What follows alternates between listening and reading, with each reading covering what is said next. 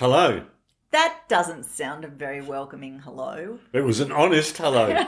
Oh my goodness. It was how I am right now, hello. That's good. This is an interesting way to start, Kevin. Yeah, we haven't done our usual intro about the land we're on.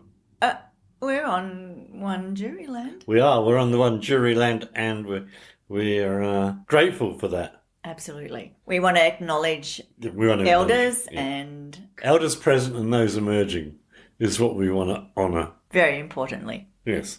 Okay. So where does that leave us? It leaves us with our topic tonight. Yeah, we've only done 50 seconds. Today. It's not tonight. It's tonight in... Is it Pennsylvania? That place where they're having the debate at the moment. Which we won't talk about. I don't want to talk about that. I don't know why I've mentioned that. So we're talking about honesty. Honesty? Well, yeah, we certainly wouldn't talk about the debate then, would we? We're talking about honesty.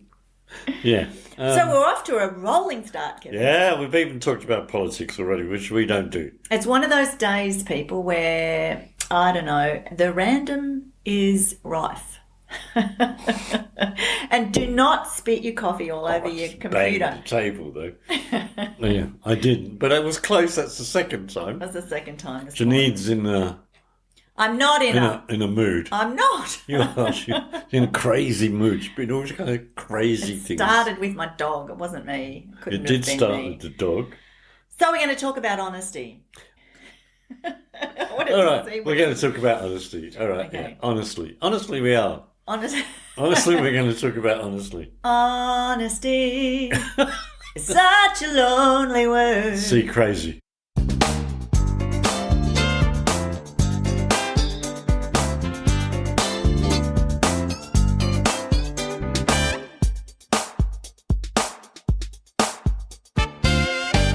What are our conclusions? Easy. I started off this podcast thinking I was honest, and I'm finishing up this podcast knowing that I'm a bloody liar. How's that? Well, I think we can all put ourselves in that category, Kevin. Maybe not all of us, but you know. Yeah, all of us. It just brings to mind the Billy Joel song around honesty. Okay. Everyone is so untrue. Could invite Billy Joel. Honesty. Talk about honesty. It's hardly ever heard. Help! Mostly what I need from you. All right. Which is interesting because it actually is something that we need to do and deal with ourselves. What? Honesty. Honesty. Starts with the self, do you think? Starts with yourself. What if it doesn't? What if you don't know what honesty is? What if you think you're being honest and you're not? What do you mean? I don't know. Well, I think a lot of people sit in denial because they don't... Which isn't a river. No. Because they actually don't want to be honest with themselves. So that's kind of something important, but a little bit different. Okay. Still on topic. And yeah. So what does it do to your life if you're...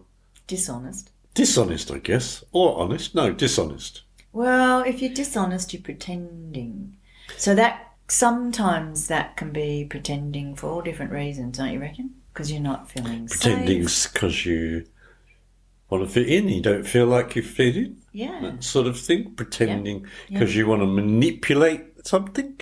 Could be. Manipulate a situation, manipulate people, a person or a group of people. Because you don't feel safe to express yourself fully or to be who you are. Dishonest because you're embarrassed about something. Would we call those things dishonest though? Oh, I just did.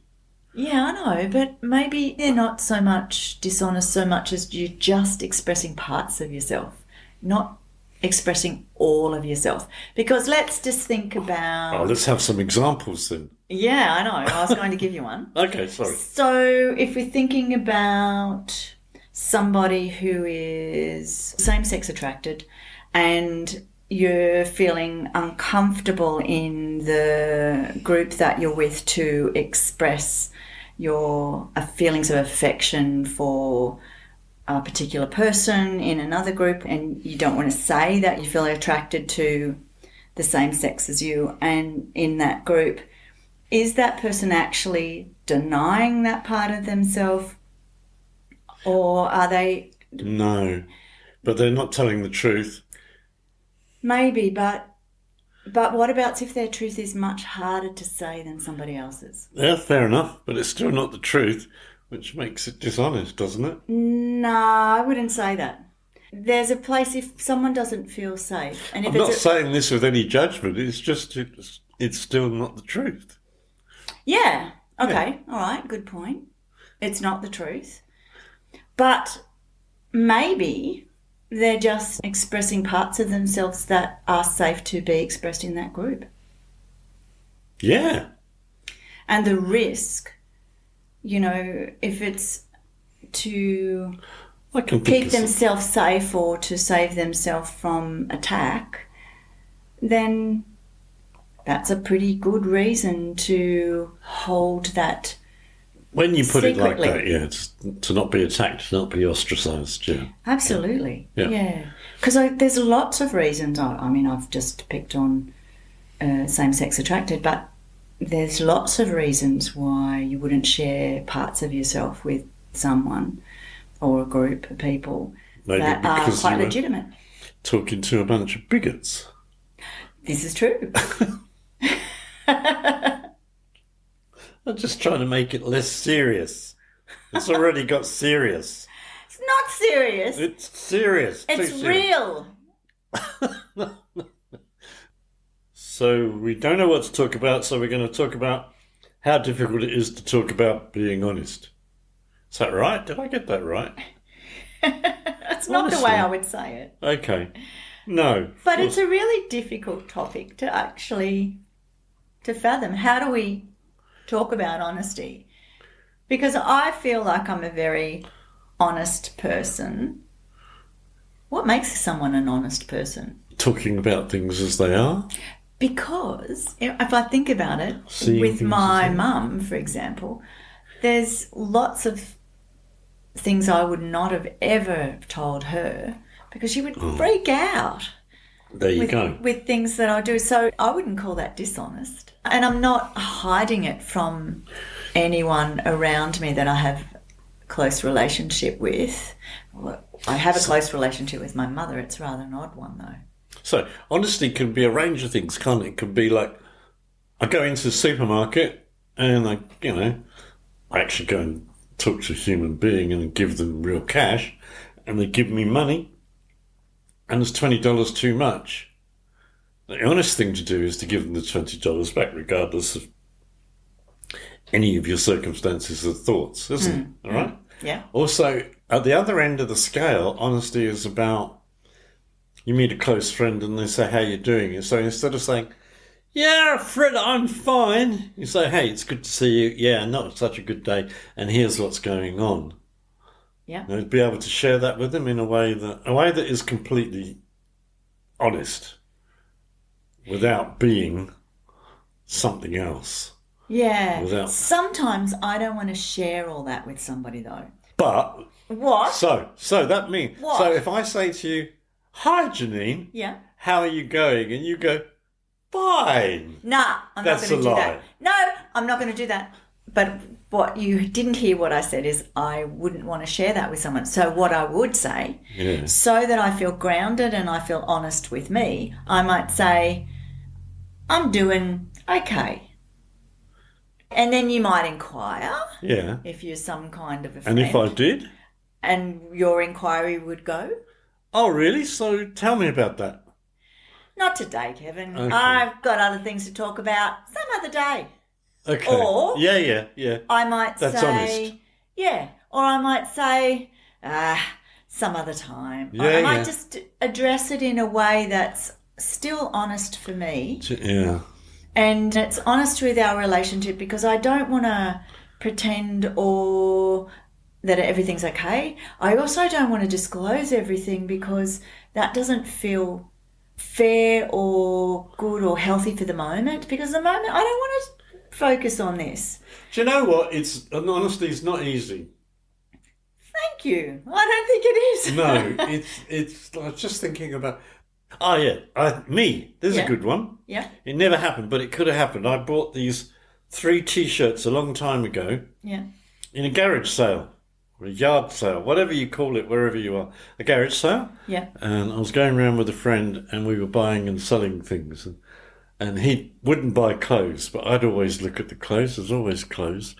And I found these T-shirts, and they were all like Snoopy T-shirts, and they were large, so you could wear them with anything. And so I bought all 3 of them. Yeah. They were dirt cheap. And I didn't check, they looked like they weren't ragged or anything like that. And when I got them home, they were all covered in really strong perfume. And I washed them, and I washed them, and I washed them. And then last night I went to a meeting, and an old friend, it was him, not me, walked up to me and gave me a hug. And I could see on his face, I was wearing this Snoopy T-shirt, and I could see on his face that he'd caught it full in the face, this whiff of really strong perfume. I get used to it, I'm wearing it around. And he didn't say anything. And I nearly said to him, sorry about the perfume. And I thought, no, I'll leave him with it. So how does that relate to honesty? He was dishonest. Not necessarily, just didn't want to disclose to you at the moment. That's a kind of dishonesty. That's what I was thinking about. It's like, Does he have an obligation to tell you that he's affected by your perfume? Maybe he liked it and was confused. Maybe he didn't like it. And does he have an obligation to you to tell you? Maybe not. So, okay, another example. Maybe No, not. I've got one. No, all No, right. I've got one. Yep. So, I can remember many years ago, Greg was very brave with me and said, when you do this, when we're intimate, just the 2 of us, and I presented like a little girl, he said, I don't like that. Oh, well, that is brave. And I went, wow. And I knew exactly what he meant. And what happened for me is this incredible thing where I went, whoa, what a brave thing to tell me. It made perfect sense. It gave me information around how he likes closeness. And then it really challenged me in this lovely way to be a woman. Mm-hmm. And the fascinating thing is, from that moment, I started to recognise that, I'm a little girl in this situation. Yeah. And that situation, not only in my intimate relationship, that it spilled over in a whole lot of things, that I'm a little girl in conversations with this person. I become, is that what you think? Kind of little girly. And I don't have the strength or the adult or the assertiveness from the woman. Yeah. And it had this beautiful, profound knock-on effect to all these other parts of my life. And so his was a bravery that I've really honoured, and he's done that in some of our early parts of our relationship, and I think that's one of the things that I love about him, that element of risk to want to be close to me. And I often talk about that sometimes, is the harder conversations are the most endearing, the most loving ones, because they've got the risk of conflict, and when they're resolved, there's something that beautifully can settle between the couple. Now, that doesn't mean that the conflict is easy, because I think there's parts of me that went into a turmoil in that I'm doing this wrong, and oh my goodness, I'm a little girl in all these other parts of our relationship and all my other relationships. But that was something that I needed to learn, and a growth edge. Yep. I was honest. It's much better than the example I was going to use. Well done. That was awesome. It's good.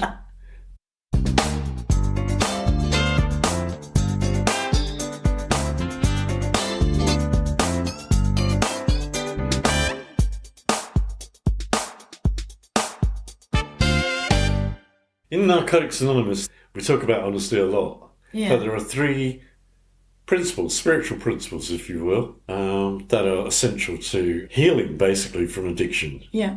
any addiction. Yeah. There's honesty, openness, and willingness. And honesty is foremost and probably the most important. And it's so difficult, but it becomes, after a while, if I'm being dishonest for anything and over any length of time, it doesn't just affect me in the way that it normally would. My awareness of how it affects me is at a spiritual level. It's like it hurts my soul. Yeah. Yeah. And I know, because I'm talking to people who know me and around people who know me, and if they don't know me, they know that I'm in recovery. And most of their bullshit detectors are pretty good, so they already know.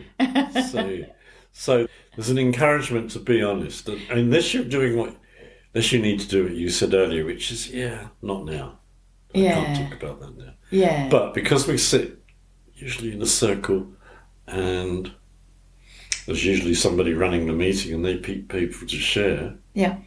There is an expectation that you'll talk on whatever the subject is, or you'll talk about yourself generally, and you'll be open and honest about that. Yeah. I always say, no, I don't want to talk. I think that people can present as open and honest and not be. But they're like playing the part. But let me go back to you and I. But. So let me go back to you and I. When you're not honest with me, honest. So when you're not honest with me, I can, or not so much, it's not a dishonesty so much as there's something going on, and I feel quite disconnected from you, and it's... Well, that's dishonesty. It is. Well, I guess that's a way of understanding it. Yeah. Yeah, and I can feel that, and it's almost like there's an untruth that sits between us and gets in the way. Yeah. So stuff that's unspoken. Yeah. Or, no, it could be more than unspoken, can't it? Like disguised. Yeah. Yeah. Yeah. Yeah. And I often think about that thing about pretending, and I think, like, my growing years, I can think of lots of pretending, particularly if you've been a survivor of some tough stuff. Whether it's trauma in relationships or grief or whatever's going on for you, there can be lots of pretending going on. Maybe we could talk about those in terms of masks. Maybe we could talk about those in sometimes they're healthy things around I've got to get on and survive and park some other stuff. But there's a point where you need to be honest with yourself. And it doesn't matter what ways it comes out. So if it causes a disconnection between you and the other person, then it needs to be dealt with. It actually causes a disconnection between me and me. Yeah. Yeah. So between me and everything else as well. Yeah. Sometimes if I sit with something, for example, if there's been something said that has not felt great between myself and perhaps Greg and the kids or a friend, then so much as it depends on me, I really want to be at peace with that. And so there is an honesty where if I've made a mistake, I'm going to own it. I'm going to say, yep, this is something that's bothering me and I need to be honest with you. And I think that cleanses the space, and it does. And it's like it does that spiritual thing that you said, or looks after your soul. It's not always easy or straightforward, but it is doable, and it does clear the space. Absolutely. I think it does anyway. Yeah. So now I'm wondering what everybody else thinks, but I can't hear them, whatever they're saying.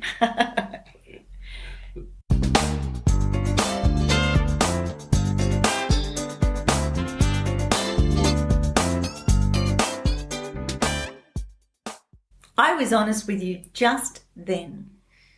You told me not to rush. I did. Sometimes you get in this state where you're just rushing to put things on and then to say it really quickly. And I go, no, that's not... No. I'm rushing because I don't want there to be a gap when we start again. Okay. Yeah.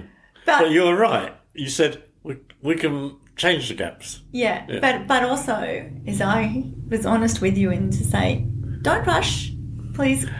And I want to risk that in our relationship because I want there to be no things that sit in between our relationship. I want it to be honest. Between you and want it me, to be that clear. doesn't bother me. What are things that bothered me? when I walk into a session and you start telling me that I'm an angry person, and I go, no, I'm not. That really bothered me many times.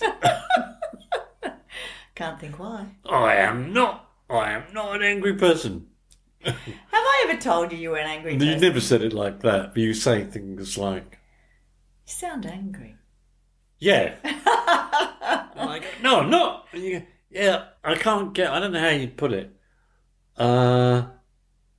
I can't see or hear you or something like that. Yeah. Don't you reckon that pisses you off when it comes from a really calm person? Says, Yeah, it "You does. sound It angry." also pisses me off with the words you used to use too. I go, well, what's she talking about? Of course that's not correct. That's like when someone might say to me, "You sound stressed." What do you mean? What are you talking about? I'm not stressed. I've just got 5 things to do. If you had 5 things to do, actually, I've got 10 things to do, and I haven't named them all, but 5 things that are current and working and active now. So, what do you want me to do about it? I need to do these things, and you're just in my way. Don't tell me I'm stressed. I'm not stressed. I'm a bit stressed. It's hard. I think it's really hard to hear that kind of stuff when you're reactive, but sometimes it's really important to hear it. I got a story. I had a couple, actually. I don't know if I can tell the other two. Anyway, the first one I can. So I was in Are you being dishonest about the other 2? Maybe. Is not talking about them being dishonest? No, we've established that. No. Sometimes it's interesting. Time and because, place. Yes, and Yeah. also you can protect the other person. Oh, I've got a story about that one. Carry on, Kevin. Oh, thank you so much. That feels a little bit spiky. At least it was honest. That's true. Well, no, I named it as spiky. You didn't name it as spiky as you spiked at me.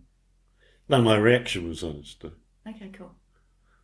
So I was in quite a nice relationship for some time with a woman, and yeah, I thought it was going well, and she did as well for a long time, maybe let's say 3 years, and that was great, and we had our own lives, and we spent time together and did things together, and that was good. So it's good for me, and I wanted to keep it like that.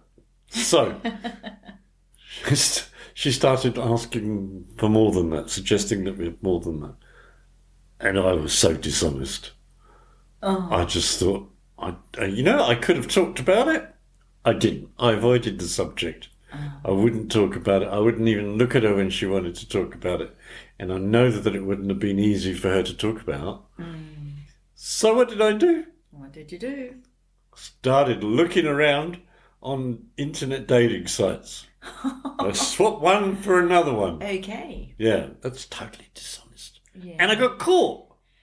And A friend of hers who knew me was on one of those sites, and she told her. So I wrecked that relationship, and I regretted it. Yeah. And I tried to make it better, patch it up. Yeah. And no, it wasn't possible. So that's where dishonesty takes me. It always comes out something like that. Yeah. And we're laughing about it now because it is laughable, but back at the time it's certainly not. She'd probably laugh too. Maybe not. She might throw something at me. But Yeah. I doubt it. But we've remained friends. Yeah, okay. Yeah. That's good. So I patched it up that much. Yeah. Or we patched it up that Yeah. much. Yeah. I was thinking about honesty and the appropriateness of honesty. And I think so much of my life was with my growing years, with my parents having this secret. So they had lots of secrets, and there were secrets, lots of them. So I won't go into details about that. Yeah, yes, I will. So my parents would smoke in the bedroom. Yeah. And I didn't even know which parents. I knew it was my mum, but I didn't know whether it was my dad as well. But they would go in the bedroom and smoke. What's wrong with that? They'd never smoke in front of us, but they didn't talk about it. They didn't show But it. if they smoke in the bedroom, everybody in the house would know about it. No, it was a secret. We don't talk But you about could it. smell it. Duh. Oh, Anyway, so this was one of the secrets. yeah. And so I had this adverse reaction growing up. I wanted to tell everybody everything. Do you know that everybody and everything doesn't need to be told? What I did notice is with bringing up my kids, I wanted to tell them everything. You know that about your grandmother? No. Or your nana? No. Oh, no. I would tell them everything because they needed to not have any secrets. What was I doing? I was trying to recover my life by Yeah. by invading theirs. They're children. And I have made some mistakes around that, just over-telling everything and giving them adult status when they're just kids. Yep. And so there's been some things I've needed to undo or heal from and my own relationships with my children. But it's important to know that I'm a work in progress, and again, a loving relationship, even when mistakes are made, we can recover from it. We can recover from dishonesty. We can recover from over-honesty or mistakes. So all of those things are possible, so long as we're respectful, I believe, anyway. And it doesn't mean that the other person needs to or should recover from our behaviour. That's going to be up to them. So far as it depends on me, I want to be as honest as I can and respectful to the space. So sometimes it means I won't say everything, but if it's going to get in the way of the relationship, I'm going to do my best to talk about that. So that's a good point. So there's a line, isn't there? I think so. How do you decide which side of the line to be on? So the line says something like, oh, yeah, I can talk about that. I can be totally honest about that line. Yeah. On the other side of the line is, I'm not sure what's going to happen if I talk about that. I think you can't know. Yeah. But I think risk is where trust is. And you can't trust if you don't risk. So risking is a healthy thing. Yeah. And it means I'm going to risk being close in the relationship, and it's going to be healthy and a good risk. So I'm going to risk being honest. So, you should have told me I'm worried about where this is going, people. about being autistic, being ADHD, and you didn't. Oh, so I should share every opinion that I have about you or somebody else? If Or somebody me. else, no. I mean, I didn't even share what I thought about myself in terms of neurodiversity, did I, Kevin? No, you didn't.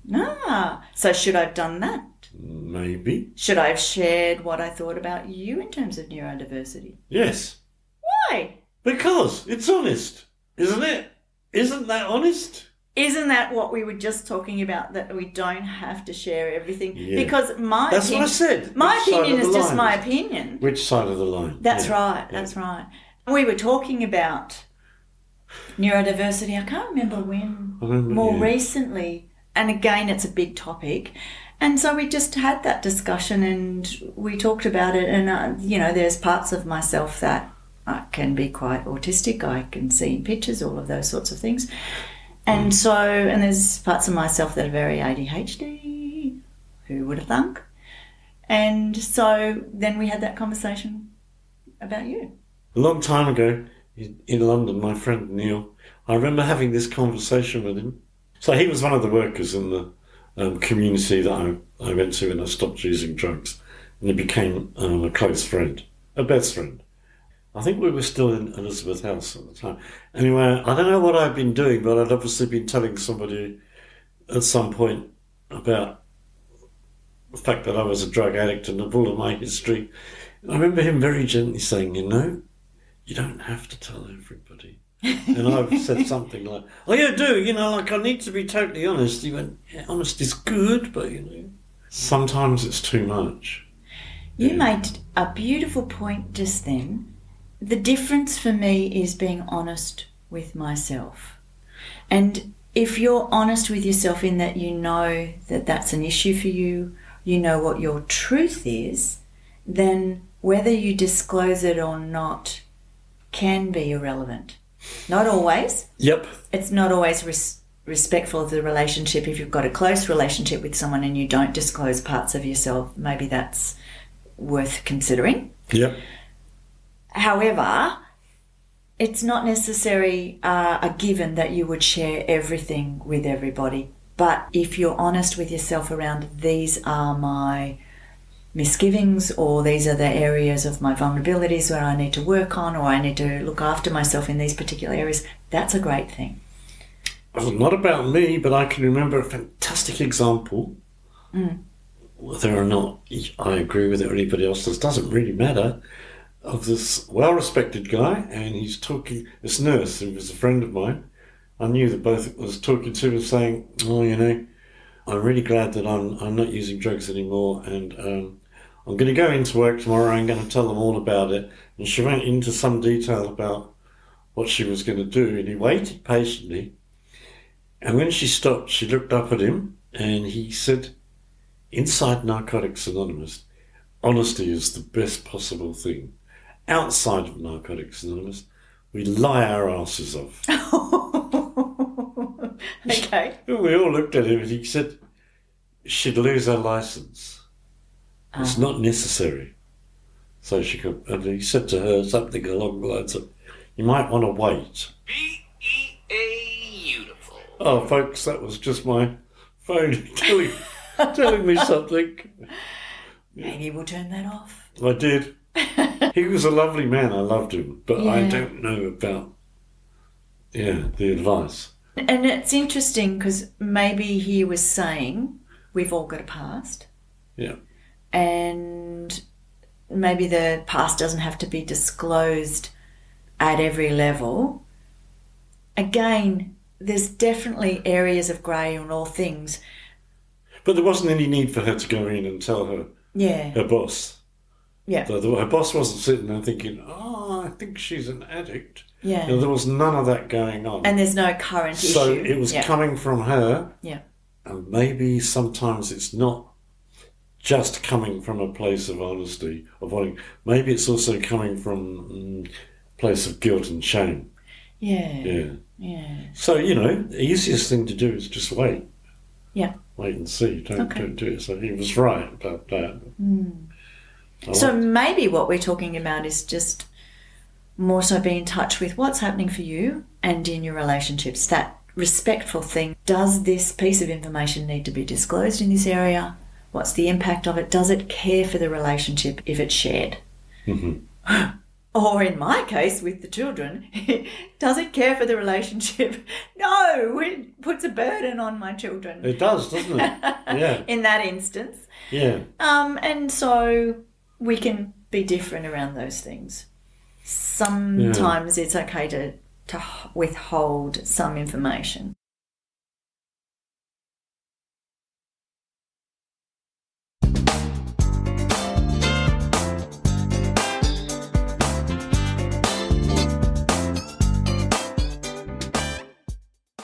I'm not jumping in as soon as we start.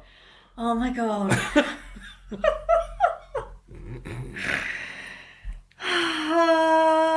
Just taking a moment here. So have you finished pondering? Kevin, have you ever Lied, no. embellished our story Exaggerate. to make it sound really important? I still or do wonderful? that sometimes. Sometimes. Are we talking about white lies? But yeah, here's the thing about white lies, fibs. Yeah. It's just a little thing, untrue. All of those are lies in themselves. A lie is a lie. Unless if we were a comedian, maybe there's some poetic license in that space. But generally speaking... Comedians, writers, actors. Yeah. Maybe. Yeah, maybe in that space. And I think I used to white lie or embellish a story in the past. Now I just tell the stories as they are and they're funnier. Yeah. Or more ridiculous or more profoundly honest. I still feel that pull if I feel insecure, unsafe. And so I'm talking about something particularly to do with me, I still feel that pull and will occasionally go woo over the top and make it, exaggerate, make it grander or make it more desperate, whatever the story was about. I don't like it. Unless it actually is obvious that you're embellishing the story, then I don't want to do it. I remember Greg and I had gone on this 4-wheel drive trip, and Bianca and I had pulled out fascinators to put in our hair because it was Melbourne Cup Day. And I wanted, so there we are in the bush with drop toilets and nothing, not fancy outfits to wear, but we brought these fascinators along, and I put one in her hair and I had one in mine, and so these lovely feathers and everything. And the interesting thing is, later on a different trip, there was a fellow there who was talking about the previous trips that he'd been on, and he talked about, and we'd gone away on this Melbourne Cup Day and all the women pulled out fascinators to put in their hair and they dressed for the occasion, and I'm just thinking, oh, you're talking about me and Bianca.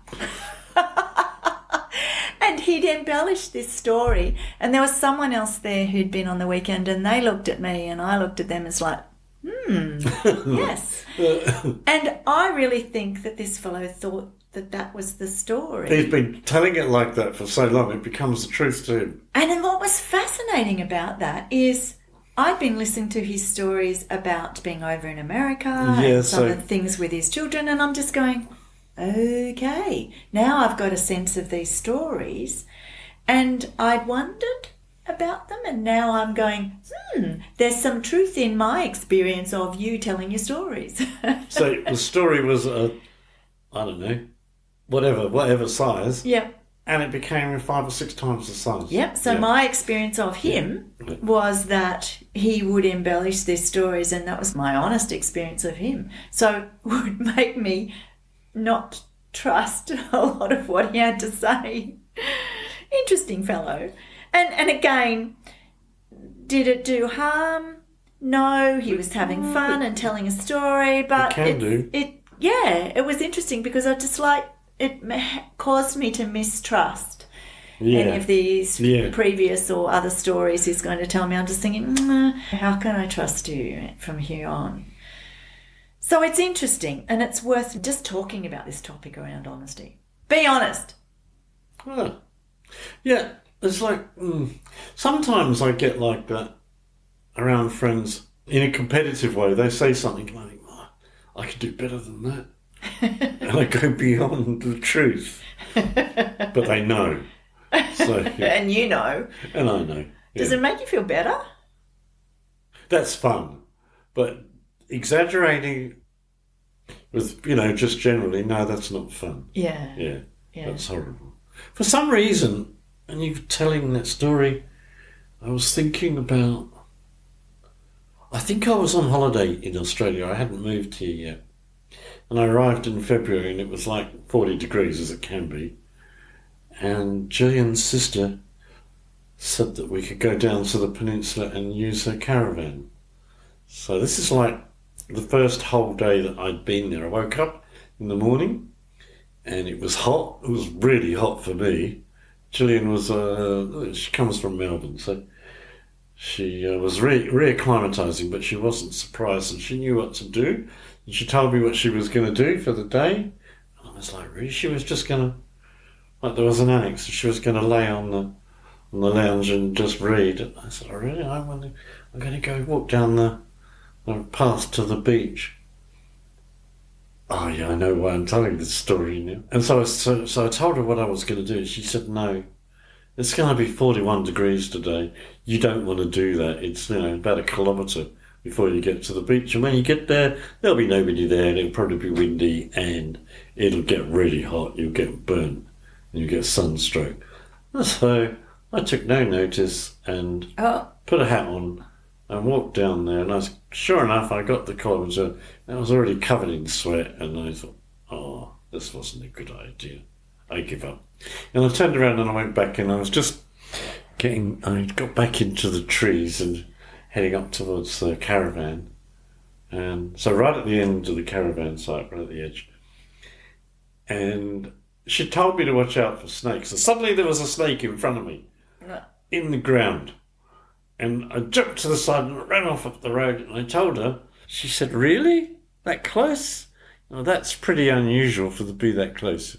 Let me just put protective clothes on and go and have a look." So we went and had a look. And on the way down there, I remember I was telling her what the snake was like and how big it was, and that was a lie. I exaggerated what I actually saw in that short time. But it's funny because it's also funny because when we got back there, the snake that I saw was still there. It was a piece of rope. And it's become a family joke. What the family didn't know was that I'd exaggerated what I saw. And then the next time they didn't believe me. I was with Gillian's cousin on the other side of Portland, and he was a keen photographer, but he liked to take photographs of birds and things. So he took me out with him, and we're walking up this hill. Again, it's a really hot day. We're walking up this hill, and we're walking over slate. It's just slate. Yeah. And suddenly, something hit me on the back of my leg, and I turned around, and there's this snake slithering off the side of a path, and I literally leapt on Graham's back, and he turned around and he saw the end of it, and he said, "That was a lizard, wasn't it?" I said, "No, it was a snake." And when we got back, he got out all his books, and he said, "Pick it." And I picked it, and it was a copperhead, It was like, whoa. And that was real. But that is a thing around if you exaggerate and... People don't believe you. You embellish the story. Yeah. Yeah. Crying wolf, isn't that the term? Crying wolf, that's right. Yeah. Although the crying wolf time was 3 times. You do it 3 times. Yeah. And nobody's going to believe you. So, what are our conclusions? Easy. I started off this podcast thinking I was honest, and I'm finishing up this podcast knowing that I'm a bloody liar. How's that? Well, I think we can all put ourselves in that category, Kevin. Maybe not all of us, but, Yeah, all of us. It's worth thinking about how honest we are in moments and what are we doing when we're less honest, dishonest, withholding information. Is it respectful? Is it kind to us? Does it clear the airways? All of that stuff. Yeah. Yeah, it's good. Okay. Hopefully we're honest with you people. We haven't been. Just Speak letting for you know. yourself. We haven't been. Say you. I'm speaking for both of us. No. Yes. Thank you. Just speak for you. Speak for you. No. Don't you turn that off. We're going now. I'm going to turn it off. No, don't you dare. Speak Why not? for yourself. We finished. Say the I statement. Say? Say the I statement. We. Say I. We. Say We're I. having an argument, everyone. We'll continue the argument. That will be honest. I. Oh my goodness. Go well, people, and I'll catch you next time, and I'll resolve this thing that's happening here. Go well, people. We'll catch you next time. Oh. Bye-bye. See you later.